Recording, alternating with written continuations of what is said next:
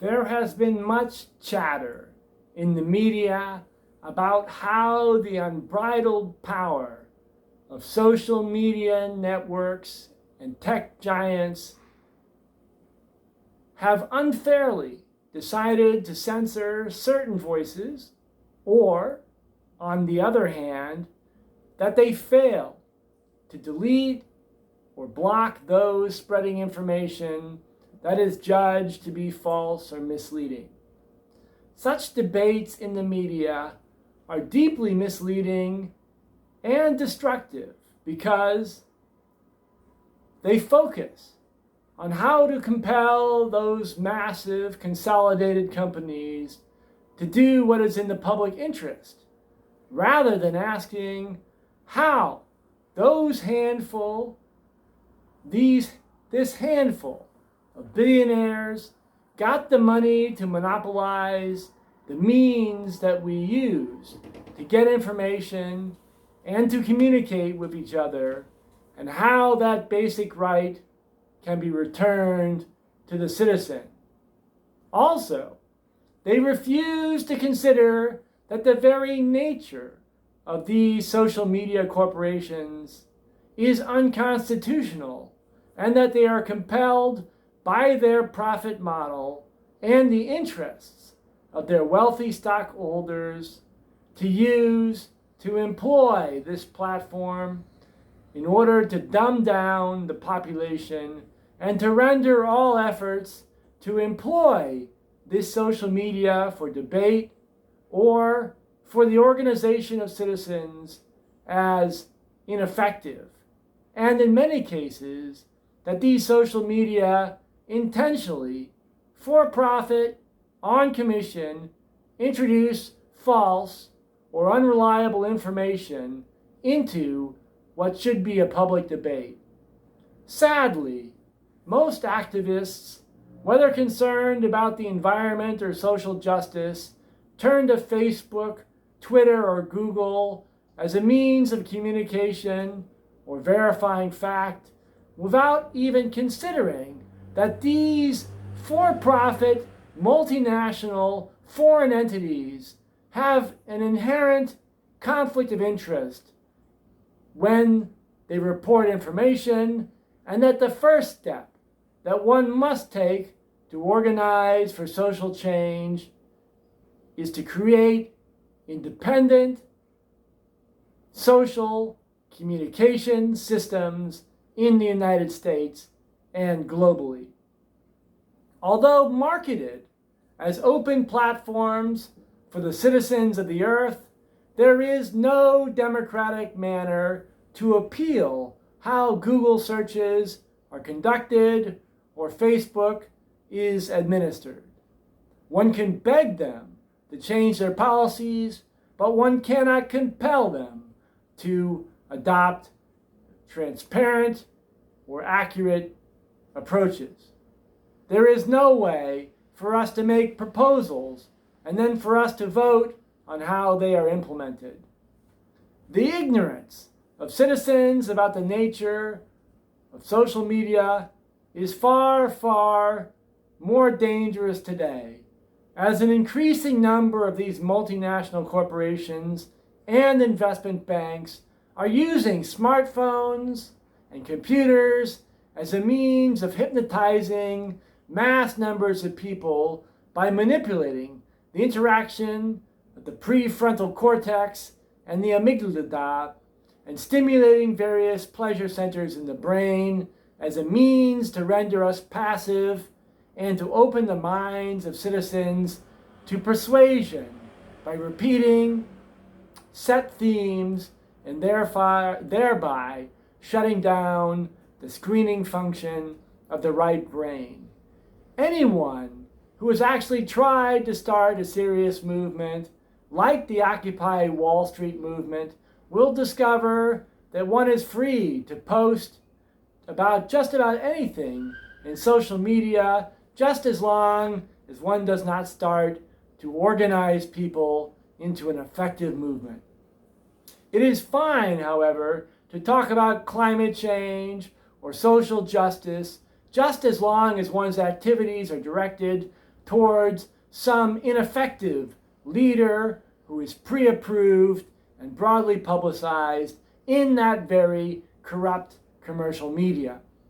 I will focus today on the social media company known as Facebook, but what I describe applies to other such for-profit corporations whose stock is owned by international investment firms and billionaires around the world and are intended primarily to manipulate, to distract, and to render our citizens, the citizens of the United States, passive and harmless.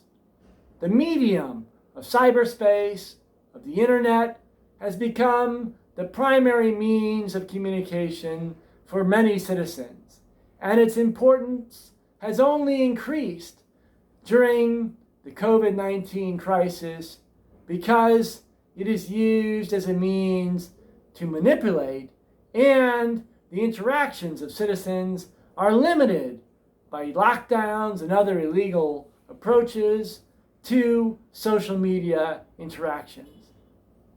Yet this format, through which we obtain our information about the world, talk to each other and collaborate, has been carved up by ruthless corporations whose explicit purpose is to thwart our efforts to collaborate and make us dependent. Facebook has set out to sell us this big lie, and many of us are unfortunately happy to accept it in part because it is too terrifying to recognize the manner in which our personal lives and our every action has been taken over by these multinational corporations. Billions of dollars are spent by these corporations to buy advertising time, to ghostwrite articles for newspapers, and to bribe experts so that they describe your relationship with Google, Facebook, Twitter, Snapchat, and other search engines and social media as that of the user or even as the citizen. It is a bald and dangerous lie. You are but a product which these companies sell to third parties. It is not so much that they sell you products to buy, although they do that, or even that they sell your private information to third parties, including detailed profiles about your personal life, your interests, your particular habits, and your friends and associates. They do that too. The main product that they offer to the corporations that are robbing you is the production and maintenance of a population of educated people who are prostrate and in a semi-state of hypnotic trance. We are encouraged by massive PR campaigns by these corporations to think that they're run as some sort of benevolent charity for our benefit. But the actions and the profit model of these social media corporations is innately unconstitutional and increasingly criminal as they seek to degrade the intellectual capacity of citizens and to undermine the ability of citizens to organize. The corporations will tolerate our efforts to promote healthy society to some degree, but only if it doesn't threaten their profits or the profits of the corporations that are their clients. They rarely refuse to let you post, although that is increasing. Rather, their primary function is to take your demand for real change in our country and divert it towards ineffective, dishonest political parties, NGOs, and other similar bottom-feeding creatures. Facebook and its ilk make money by distracting you and your friends and keeping you from thinking in an organized manner. You're addicted to instant gratification via postings, and by keeping your addiction going and saturating you with reports and discussions about minor issues so as to keep you from forming real institutions to confront the current moral political crisis. Above all, They want you to think that if we share something through the networks that they control with your friends, that somehow you made a difference. Another service offered up by Facebook is the creation in the mind of citizens of a deep distrust of all institutions. Citizens are taught by the media and by the corrupt government officials who they pay and other corrupt experts that they should distrust all news, distrust all government, distrust police, distrust universities, research institutions, and all authority figures. That distrust is, of course, totally justified by the rampant corruption that we see, but it is a means, ultimately, to convince people that there are no institutions left that are capable of resisting the push for the complete consolidation of power by the rich and powerful.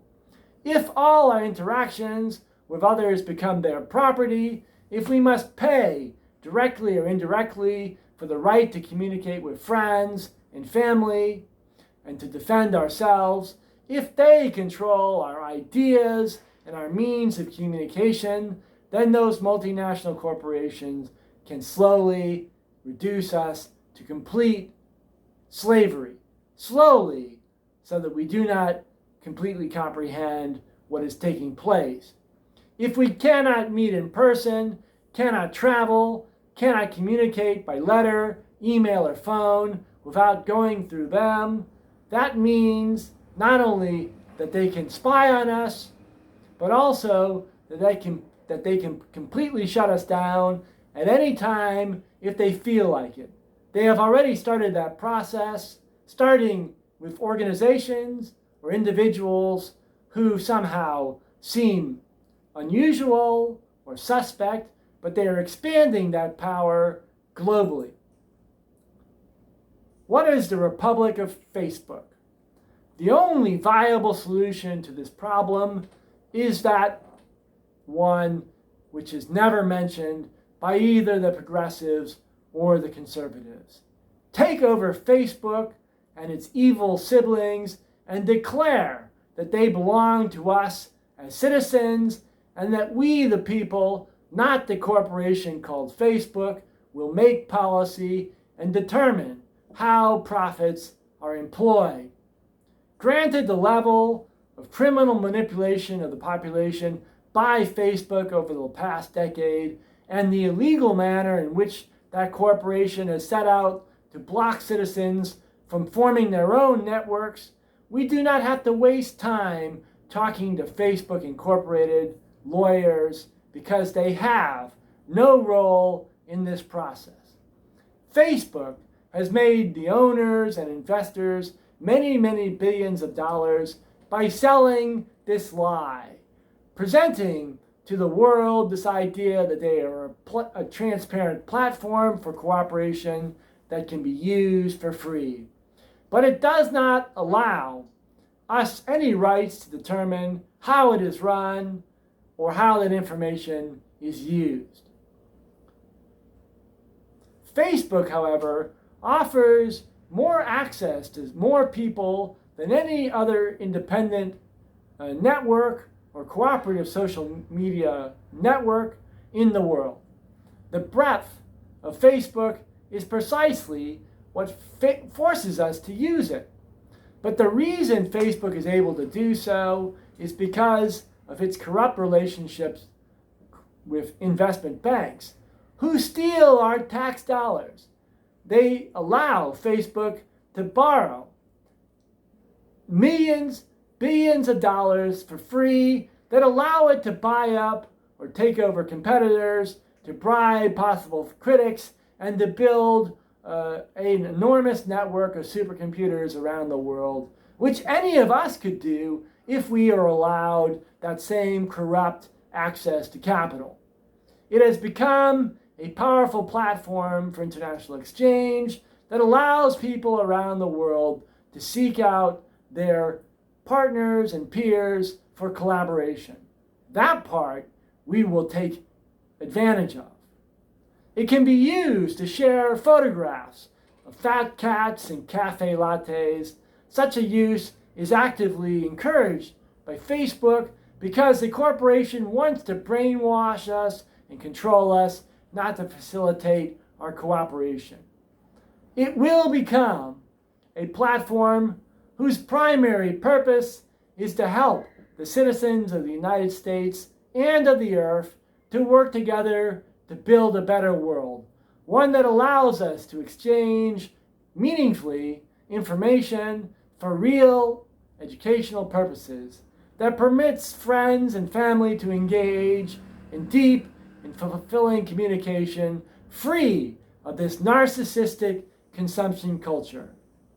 You can easily seek out friends, people through Facebook, but you cannot systematically store the materials that you send or receive via Facebook for easy reference, or the editing of books or the creation of art. In fact, when Facebook sells our materials to others, they get the profits and we get nothing. You cannot use Facebook to cooperate in responding to common problems or to organize and look up others working on the same issues. Information posted on Facebook becomes inaccessible after a few days without our permission. It is also impossible now for third parties or users to develop original applications that will run on Facebook, to develop our own independent pages, and to offer those to others. Nevertheless, in its current format, Facebook offers us tremendous potential for a broad conversation between thoughtful and committed citizens around the world. In spite of Facebook Corporation's hostility towards those seeking the truth, it is still populated with thoughtful activists, and it will be a new form for true global governance dedicated to true cooperation. Because Facebook was designed to generate profit, not cooperation, it does not offer these possibilities, but we who have been locked out of the policy debate within Facebook about its format will now collaborate and make a contribution through Facebook in its new format to the earth as a whole. If we compare Facebook, a for-profit company, with international organizations for global governance like the United Nations, the World Bank, the OECD, the World Health Organization, or other global governance structures that have been taken over by billionaires and multinational corporations, we find that for all its flaws, Facebook is a far more effective way of distributing information and encouraging participatory governance globally. International organizations like the United Nations carry out internal debates on policy with multinational corporations, figures like Bill Gates and Warren Buffett, that are essentially secret. The decisions are then distributed to the world in a one-way manner via arcane technical texts or broadcasts through the corporate media. There is literally no means for someone like you, let alone a Nigerian merchant or a Japanese high school student, to have any say at all in the policies that those organizations promote, even though those policies impact the whole world.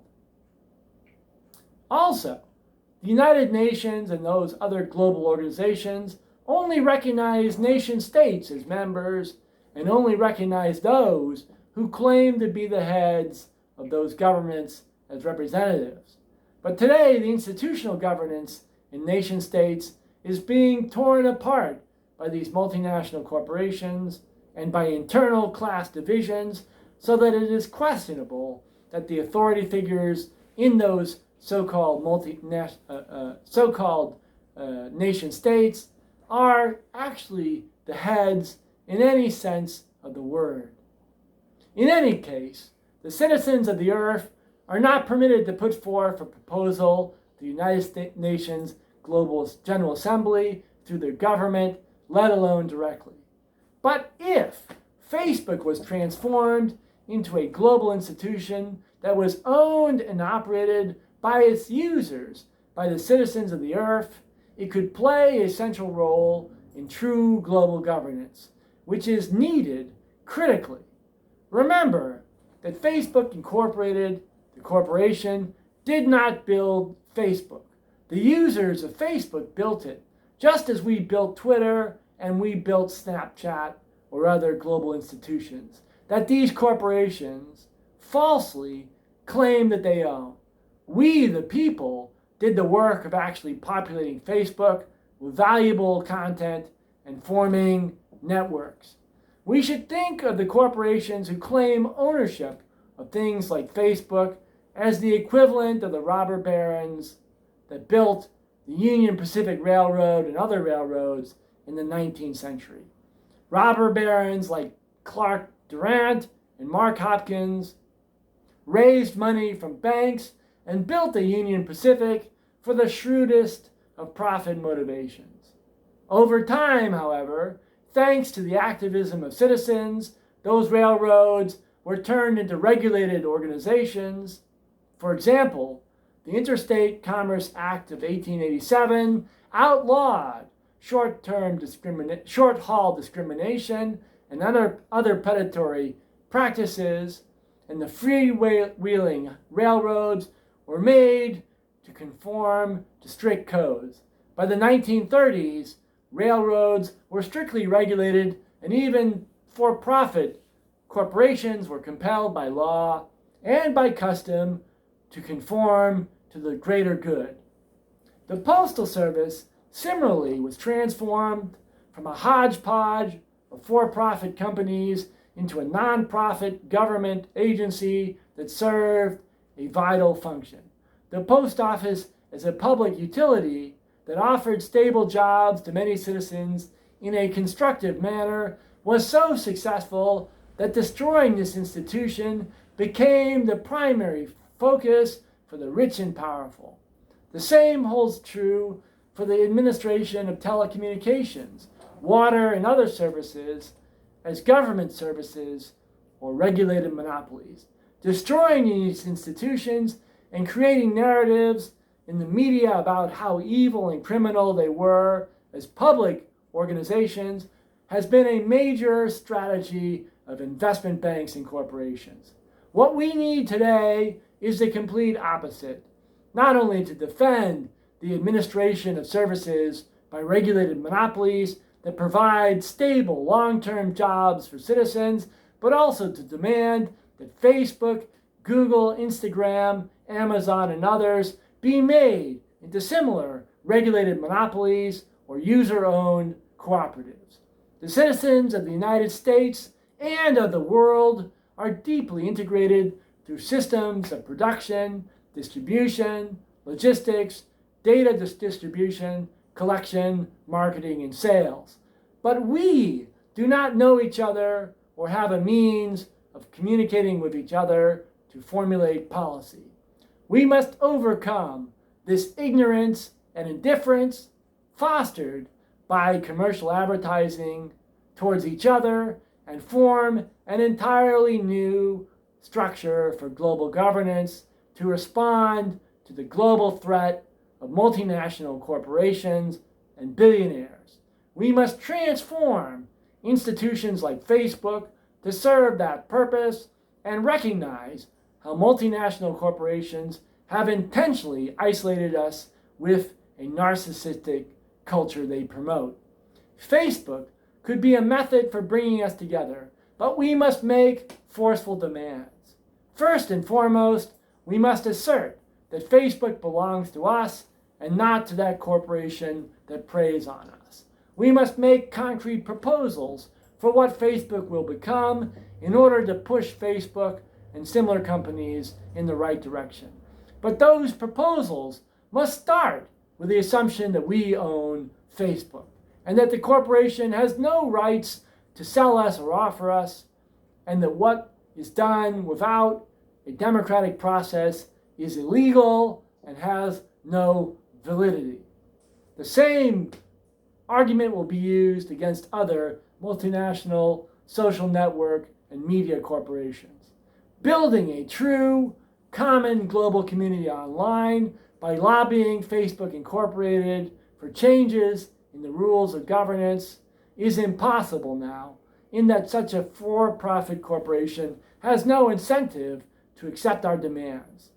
There exist now other social networks, but they are remarkably ineffective, and with a few rare exceptions, no one has heard of them. They are often intentionally destroyed by planted corporate spies, by the use of secret law and classified operations, and we are forced to use this corrupt system dominated by Facebook because we are blocked and because we cannot get access to capital. We need a concrete plan for how Facebook will be governed internally and how individual users will debate the policy for Facebook, and then how that policy will be approved and then enacted at the local and global level through our Facebook community. That is to say, we will not only use Facebook to share information subject to the permission of, without being subject to the interference of the corporation Facebook, we will also administer the entire system democratically and make the entire administration transparent. This government of Facebook, Republic of Facebook, starts with reforms that make it more accessible, more transparent, and more oriented towards our actual needs. We start with demands for simple things like allowing individuals to design the applications on their Facebook and their own pages, and the right to sell them to other members, and to get royalties for any use of that information or that art. The process could involve the formation of local elected communities that debate and determine local and global Facebook policy. Although this process may seem outlandish to some, perceptions are critical, and if we have a substantial number of citizens around the world debating and demanding that Facebook be used for the benefit of citizens and that the corporation has no rights over it, then perceptions will change, and with that shift in perceptions, we will find the means to take this away from the corporate thieves who pretend to own it. The process of making Facebook a collective controlled by us, the users, and making the corporation into a paid contractor at best, which is subject to our decisions, will only begin when we forcefully assert the ownership of Facebook. We need to start a collective and concrete discussion about ownership among users and to develop concrete proposals for what our ownership will look like in the future. Those proposals must be backed with concrete demands, with plans for implementation of governance of Facebook by organized groups of users. Part of that process must involve a constitutional convention at which we will draft a constitution for Facebook. The Constitution should, first, create a mechanism by which Facebook is made responsive to the needs of its citizens through voting and participatory processes. Make the administration of Facebook accountable to a set of ethical principles. Also, 2, assure complete transparency concerning Facebook's financial dealings and the administrative structure, and assure that all profits generated are shared between the users, who are now citizens, who create content in accord to their production. 3, make sure that access to private capital is never used as a means to control the creation of policy for Facebook. 5. Make sure that all changes are subject to review by all the users of Facebook, and that all decisions regarding the content, the format, or the administration of Facebook is undertaken in a transparent manner. 6. A group of experts from fields such as computer programming, design, art, law, philosophy, moral philosophy, literature, engineering, and the social, physical, biological, and information sciences will come together at this Constitutional Convention to set out the basic framework for how Facebook will be governed in an open and transparent manner, and to map out for the future its structure. It is critical that those individuals have a deep ethical commitment to human society and to the potential for the development of a constructive intellectual exchange. Such principles are far more critical to the Constitutional Convention than specialized information. Knowledge. After the convention, there will be a 6-month period of consultation with the entire Facebook community, whereby the proposed constitution is considered by that community and ratified in a systematic manner. The Constitution will contain, of course, a description of what membership citizenship means and the process for future amendments. The day of ratification will transform Facebook's entire user base into citizens and shift the ownership of Facebook to the Republic of Facebook. The Republic of Facebook will include, of course, a payment system whereby all profits are generated are fairly distributed to all its citizens in accord with their efforts. Citizens will be allowed to sell or exchange their creations and will be paid appropriately for their posts, designs, memes, videos, and other creations. They will be able to make suggestions and to implement changes in format and structure that makes it more suitable to their needs, to real cooperation. We have no need for a Facebook Incorporated except as a contractor, just as the Merit Network is a contractor that administered the early mechanics for the early network.